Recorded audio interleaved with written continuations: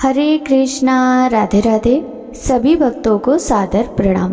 भक्तों, आप नियमित प्रातः 6 बजे हमारे चैनल पर कार्तिक मास की कथाएं श्रवण करते हैं। प्रातः 6:30 बजे श्रीमद् भागवत महापुराण की कथाएं भी श्रवण करते हैं। सभी वारों की कथाएं, तिथि, ज्ञान इत्यादि की जानकारी भी आपको हमारे चैनल के माध्यम से दी जाती है। यदि अभी तक आपने चैनल को सब्सक्राइब नहीं किया है तो अवश्य ही कर लें, साथ ही बेल आइकन भी प्रेस कर लें, जिससे आने वाले हर नए वीडियो का नोटिफिकेशन आपको समय पर मिल सके। श्रीमद् भागवत महापुराण के कल के अध्याय में किम पुरुष और भारतवर्ष का वर्णन तथा अन्य 6 द्वीपों का लोकालोक पर्वत का वर्णन की कथा का रसपान किया था। भक्तों, आज के इस अध्याय में सूर्य के रथ और उसकी गति का वर्णन, भिन्न भिन्न ग्रहों की स्थिति और गति का वर्णन, शिशुमार चक्र का वर्णन की कथा का रसपान करेंगे। तो चलिए भक्तों, वीडियो शुरू करते हैं।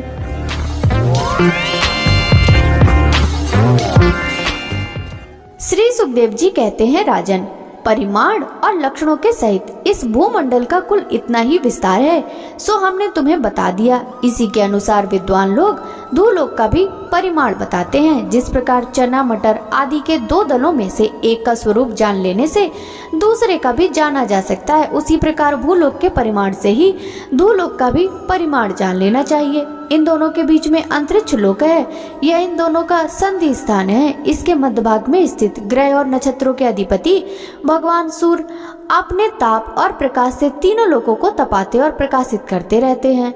वे उत्तरायण, दक्षिणायन और विश्वत नाम वाली क्रमशः मंद, शीघ्र और समान गतियों से चलते हुए समयानुसार मकर आदि राशियों में ऊंचे नीचे और समान स्थानों में जाकर दिन रात को बड़ा, छोटा या समान करते हैं।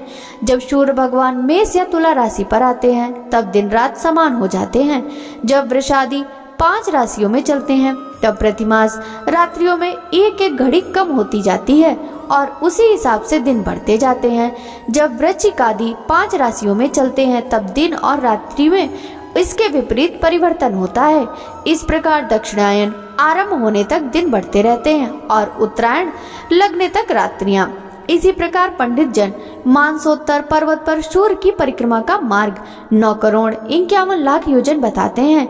उस पर्वत पर मेरु के पूर्व की ओर इंद्र की देवधानी, दक्षिण में यमराज की संयमनी, पश्चिम में वरुण की निम्नलोचनी और उत्तर में चंद्रमा की विभावरी नाम की पुरियां हैं।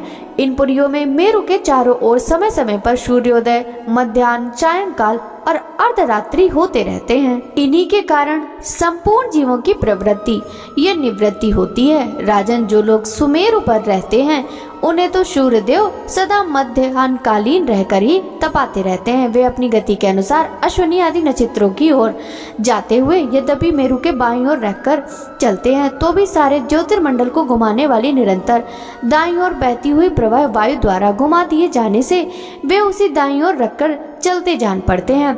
जिस पुरी में सूर्य भगवान का उदय होता है उसके ठीक दूसरी ओर पुरी में वे अस्त होते मालूम होंगे और जहां वे लोगों को पसीने पसीने करके तपा रहे होंगे उसके ठीक सामने की ओर आधी रात होने के कारण वे उन्हें निद्रावश किए होंगे। जिन लोगों को मध्याह्न के समय वे स्पष्ट दिख रहे होंगे वे ही जब सूर्य सौम्य दिशा में पहुंच जाए तब उनका दर्शन नहीं कर सकेंगे। सूर्य देव जब इंद्र की पुरी से यमराज की पुरी को चलते हैं तब 15 घड़ी में वे 2.25 करोड़ और 12.5 लाख योजन में कुछ 25,000 योजन अधिक चलते हैं। फिर इसी क्रम से वे वरुण और चंद्रमा की पुरियों को पार करके पुनः इंद्र की पुरी में पहुंचते हैं। इस प्रकार चंद्रमा आदि अन्य ग्रह भी ज्योतिष चक्र में अन्य नक्षत्रों के साथ साथ उदित और अस्त होते रहते हैं। इस प्रकार भगवान सूर्य का वेदमय रथ एक मुहूर्त में 34,800,000 योजन के हिसाब से चलता हुआ इन चारों पुरियों में घूमता रहता है। इसका संवत्सर नाम का एक चक्र बतलाया जाता है। उसमें मास रूप 12 अरे हैं, ऋतु रूप 6 नेमियां हैं, 3 चौमासे रूप 3 नाभि हैं। इस रथ की धुरी का एक सिरा मेरु पर्वत की चोटी पर है और दूसरा मानसोत्तर पर्वत पर। इसमें लगा हुआ यह पहिया कोल्हू के पहिए के समान घूमता हुआ मानसोत्तर पर्वत के ऊपर चक्कर लगाता है। इस धुरी में जिसका मूल भाग जुड़ा हुआ है एक ऐसी धुरी और है, वह लंबाई में से चौथाई है।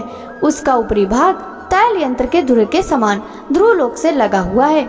इस रथ में बैठने का स्थान 36 लाख योजन लंबा और 9 लाख योजन चौड़ा है। इसका जुआ भी 36 लाख योजन ही लंबा है। उसमें अरुण नाम के सारथी ने गायत्री आदि छंदों के नाम वाले 7 घोड़े जोत रखे हैं। वे ही इस रथ पर बैठे हुए भगवान सूर्य को ले चलते हैं। सूर्यदेव के आगे उन्हीं की ओर मुख करके बैठे हुए अरुण उनके सारथी का कार्य करते हैं। भगवान सूर्य के आगे अंगूठे के पोरू के बराबर आकार वाले वाल खिल्यादि 60,000 ऋषि स्वस्ति वाचन के लिए नियुक्त हैं। वे उनकी स्तुति करते रहते हैं। इनके अतिरिक्त ऋषि, गंधर्व, अप्सरा, नाग, यक्ष, राक्षस और देवता भी, जो कुल मिलाकर 14 हैं, किंतु जोड़े से रहने के कारण 7 गण कहे जाते हैं। प्रत्येक मास में भिन्न भिन्न नामों वाले होकर अपने भिन्न भिन्न कर्मों से प्रत्येक मास में भिन्न भिन्न नाम धारण करने वाले आत्मस्वरूप भगवान सूर्य की 2-2 मिलकर उपासना करते रहते हैं।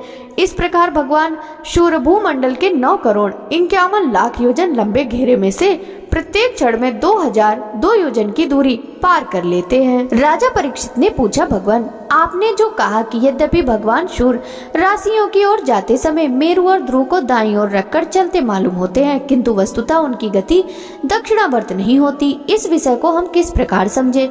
श्री सुखदेव जी ने कहा, राजन, जैसे कुम्हार के घूमते हुए चाक पर बैठकर उसके साथ घूमती हुई चींटी आदि की अपनी गति उससे भिन्न ही है, क्योंकि वह भिन्न भिन्न समय में उस चक्र के भिन्न भिन्न स्थानों में देखी जाती है। उसी प्रकार नक्षत्र और राशियों से उपलक्षित काल चक्र में पड़कर ध्रुव और मेरु को दाएं रखकर घूमने वाले सूर्य आदि ग्रहों की गति वास्तव में उससे भिन्न ही है, क्योंकि वे काल भेद से भिन्न भिन्न राशि और नक्षत्रों में दिखाई पड़ते हैं। वेद और विद्वान लोग भी जिनकी गति को जानने के लिए उत्सुक रहते हैं, वे साक्षात आदि पुरुष भगवान नारायण ही लोगों के कल्याण और कर्मों की शुद्धि के लिए अपने वेदमय विग्रह काल को 12 मासों में विभक्त कर वसंत आदि 6 ऋतुओं में उनके यथायोग्य गुणों का विधान करते हैं। इस लोक में वर्णाश्रम धर्म का अनुसरण करने वाले पुरुष वेद त्रय द्वारा प्रतिपादित छोटे बड़े कर्मों में इंद्र आदि देवताओं के रूप में और योग के साधनों से अंतर्यामी रूप में उनकी श्रद्धा पूर्वक आराधना करके सुगमता से ही परम पद प्राप्त कर सकते हैं। भगवान सूर्य संपूर्ण लोकों की आत्मा है।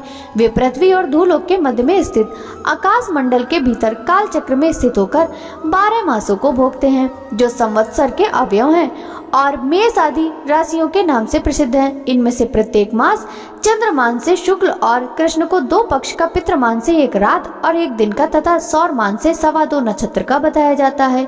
जितने काल में सूर्य देव इस संवत्सर का 6ठा भाग भोगते हैं, उसका यह अवयव ऋतु कहा जाता है। आकाश में भगवान सूर्य का जितना मार्ग है, उसका आधा वे जितने समय में पार कर लेते हैं उसे एक अयन कहते हैं, तथा जितने समय में वे अपनी मंद, तीव्र और समान गति से स्वर्ग और पृथ्वी मंडल के सहित पूरे आकाश का चक्कर लगा जाते हैं, उसे अवान्तर भेद से संवत्सर, परिवत्सर, ईडावत्सर, अनुवत्सर तथा वत्सर कहते हैं। इसी प्रकार सूर्य की किरणों से 1 लाख योजन ऊपर चंद्रमा है। उसकी चाल बहुत तेज है, इसलिए वह सब नक्षत्रों से आगे रहता है। यह सूर्य के 1 वर्ष के मार्ग को 1 मास में, 1 मास के मार्ग को 2.25 दिनों में और 1 पक्ष के मार्ग को 1 ही दिन में तय कर लेता है। यह कृष्ण पक्ष में क्षीण होती हुई कलाओं से पितृगण के और शुक्ल पक्ष में बढ़ती हुई कलाओं से देवताओं के दिन रात का विभाग करता है तथा 30-30 मुहूर्तों में 1-1 नक्षत्र को पार करता है। अन्नमय और अमृतमय होने के कारण यही समस्त जीवों का प्राण और जीवन है। ये जो 16 कलाओं से युक्त मनोमय, अन्नमय, अमृतमय पुरुष रूप भगवान चंद्रमा है, यही देवता, पितर, मनुष्य, भूत, पशु, पक्षी, सरीसृप और वृक्षादि समस्त प्राणियों के प्राण का पोषण करते हैं। इसीलिए इन्हें सर्वमय कहते हैं। चंद्रमा से 3 लाख योजन ऊपर अभिजीत के सहित 28 नक्षत्र हैं। भगवान ने इन्हें काल चक्र में नियुक्त कर रखा है, अतः ये मेरु को दाईं ओर रखकर घूमते रहते हैं। इनसे 2 लाख योजन ऊपर शुक्र दिखाई देता है। यह सूर्य की शीघ्र, मंद और समान गतियों के अनुसार उन्हीं के समान कभी आगे और कभी पीछे साथ साथ रहकर चलता है। यह वर्षा कराने वाला ग्रह है, इसलिए लोगों को प्रायः सर्वदा ही अनुकूल रहता है। इससे गति की ऐसा अनुमान होता है कि यह वर्षा रोकने वाले ग्रहों को शांत कर देता है। शुक्र की गति के साथ साथ बुध की भी व्याख्या हो गई। शुक्र के अनुसार ही बुद्धि की गति भी समझ लेनी चाहिए। यह चंद्रमा का पुत्र शुक्र से 2.25 लाख योजन ऊपर है। यह प्रायः मंगलकारी ही है, किंतु जब सूर्य की गति का उल्लंघन करके चलता है तब बहुत अधिक आंधी, बादल और सूखे के भय की सूचना देता है। इससे 2 लाख योजन ऊपर मंगल है और वह वक्र गति से ना चले तो एक एक राशि को 3-3 पक्ष में भोगता हुआ 12 राशियों को पार करता है। यह अशुभ ग्रह है और प्रायः अमंगल का सूचक है। इसके ऊपर 2 लाख योजन की दूरी पर भगवान बृहस्पति जी हैं। ये यदि वक्र गति से ना चले तो एक एक राशि को एक एक वर्ष में भोगते हैं। ये प्रायः ब्राह्मण कुल के लिए अनुकूल रहते हैं। बृहस्पति से 2 लाख योजन ऊपर शनिश्चर दिखाई देते हैं। ये 30-30 महीने तक एक एक राशि में रहते हैं, अतः इन्हें सब राशियों को पार करने में 30 वर्ष लग जाते हैं। ये प्रायः सभी के लिए अशांति कारक है। इनके ऊपर 11 लाख योजन की दूरी पर कश्यपादि सप्त ऋषि दिखाई देते हैं। ये सब लोगों की मंगल कामना करते हुए भगवान विष्णु के परम पद ध्रुवलोक की प्रदक्षिणा किया करते हैं। श्री सुखदेव जी कहते हैं, राजन, सप्त ऋषियों से 13 लाख योजन ऊपर ध्रुवलोक है। इसे भगवान विष्णु का परम पद कहते हैं। यहाँ उत्तानपाद के पुत्र परम भगवत भक्त ध्रुव जी विराजमान है। अग्नि, इंद्र, प्रजापति, कश्यप और धर्म ये सब एक साथ अत्यंत आदर पूर्वक इनकी प्रदक्षिणा करते रहते हैं। अब भी कल्प पर्यंत रहने वाले लोग इन्हीं के आधार स्थित हैं। इनका इस लोक का प्रभाव पहले ही हम वर्णन कर चुके हैं। सदा जागते रहने वाले अव्यक्त गति भगवान काल के द्वारा जो ग्रह, नक्षत्र आदि ज्योतिर्गण निरंतर घुमाए जाते हैं, भगवान ने ध्रुव लोक को ही उन सब के आधार स्तंभ रूप से नियुक्त किया है। अतः यह एक ही स्थान में रहकर सदा प्रकाशित होता है। जिस प्रकार दाएं चलाने के समय अनाज को खोदने वाले पशु छोटी, बड़ी और मध्यम रस्सी से बंधकर क्रमशः निकट, दूर और मध्य में रहकर खंबे के चारों ओर मंडल बांधकर घूमते रहते हैं, उसी प्रकार सारे नक्षत्र और ग्रहगण बाहर भीतर के क्रम से इन काल चक्र में नियुक्त होकर ध्रुवलोक का ही आश्रय लेकर वायु की प्रेरणा से कल्प के अंत तक घूमते रहते हैं। जिस प्रकार मेघ और बाज आदि पक्षी अपने कर्मों की सहायता से वायु के अधीन रहकर आकाश में उड़ते रहते हैं, उसी प्रकार ये ज्योतिर्गण भी प्रकृति और पुरुष के संयोगवश अपने अपने कर्मों के अनुसार चक्कर काटते रहते हैं, पृथ्वी पर नहीं गिरते। कोई कोई पुरुष भगवान की योग माया के आधार पर स्थित इस ज्योतिष चक्र का शिशुमार के रूप में वर्णन करते हैं। यह शिशुमार कुंडली के मारे हुए हैं और इसका मुख नीचे की ओर है। इसकी पूंछ के सिरे पर ध्रुव स्थित है। पूंछ के मध्य भाग में प्रजापति, अग्नि, इंद्र और धर्म है। पूंछ की जड़ में धाता और विधाता है। इसके कड़ी प्रदेश में सप्त ऋषि हैं। यह शिशुमार दाहिनी ओर को सिकुड़कर कुंडली मारे हुए है। ऐसी स्थिति में अभिजीत से लेकर पुनर्वसु पर्यंत जो उत्तरायण के 14 नक्षत्र हैं, वे इसके दाहिनी भाग में हैं और पुष्य से लेकर उत्तर रेपाषाढ़ पर्यंत जो दक्षिणायन के 14 नक्षत्र हैं, वे बाएं भाग में हैं। लोक में भी जब शिशुमार कुंडलाकार होता है तब उसके दोनों ओर के अंगों की संख्या समान रहती है। उसी प्रकार यह नक्षत्र संख्या में भी समानता है। इसकी पीठ में अजवीथी है और उदर में आकाश गंगा है। राजन, इसके दाहिने और बाएं कटी तटों में पुनर्वसु और पुष्य नक्षत्र है। पीछे के दाहिने और बाएं चरणों में आद्रा और आश्लेषा नक्षत्र है तथा दाहिने और बाएं नथुनों में क्रमशः अभिजित और उत्तराषाढ़ा है। इसकी प्रकार दाहिने और बाएं नेत्रों में श्रवण और पूर्वाषाढ़ एवं दाएं और बाएं कानों में धनिष्ठ और मूल नक्षत्र हैं। मघा आदि दक्षिणायन के 8 नक्षत्र बाईं पसलियों में और विपरीत क्रम से मृगशिरा और उत्तरायण के 8 नक्षत्र दाहिनी पसलियों में हैं। सदभिषा और ज्येष्ठा ये दोनों नक्षत्र क्रमशः दाहिने और बाएं कंधों की जगह हैं।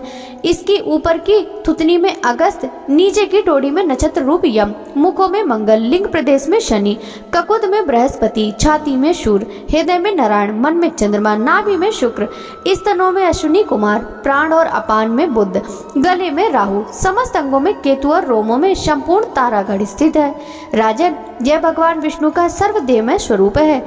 इसका नित्य प्रति सायंकाल के समय पवित्र और मौन होकर दर्शन करते हुए चिंतन करना चाहिए तथा इस मंत्र का जप करते हुए भगवान की स्तुति करनी चाहिए। संपूर्ण ज्योतिर्गणों के आश्रय काल चक्र स्वरूप सर्वदेवाधिपति परम पुरुष परमात्मा का हम नमस्कार पूर्वक ध्यान करते हैं। ग्रह, नक्षत्र और ताराओं के रूप में भगवान का आदि दैविक रूप प्रकाशित हो रहा है। वह तीनों समय उपरयुक्त मंत्र का जप करने वाले पुरुषों के पाप नष्ट कर देता है। जो पुरुष प्रातः, मध्याह्न और सायं तीनों काल उनके इस आदि दैविक स्वरूप का नित्य प्रति चिंतन और वंदन करता है, उसके उस समय किए हुए पाप तुरंत नष्ट हो जाते हैं। भक्तों, आगे की कथा का रसपान हम कल के अध्याय में करेंगे। श्रीमद् भागवत महापुराण की यह कथा यदि आपको अच्छी लगी हो तो वीडियो को लाइक कर ज्यादा से ज्यादा भक्तों के साथ शेयर कीजिएगा। साथ ही वीडियो के कमेंट बॉक्स में जय जय श्री हरि विष्णु जरूर लिखिएगा, जिससे भगवान विष्णु की कृपा दृष्टि सदा सर्वदा आप सभी पर इसी प्रकार बनी रहे। आपसे मिलते हैं श्रीमद् भागवत महापुराण के पंचम स्कंद के अंतर्गत आगे की कथाओं के साथ। तब तक सभी भक्तों को हरे कृष्णा, राधे राधे, हर हर महादेव।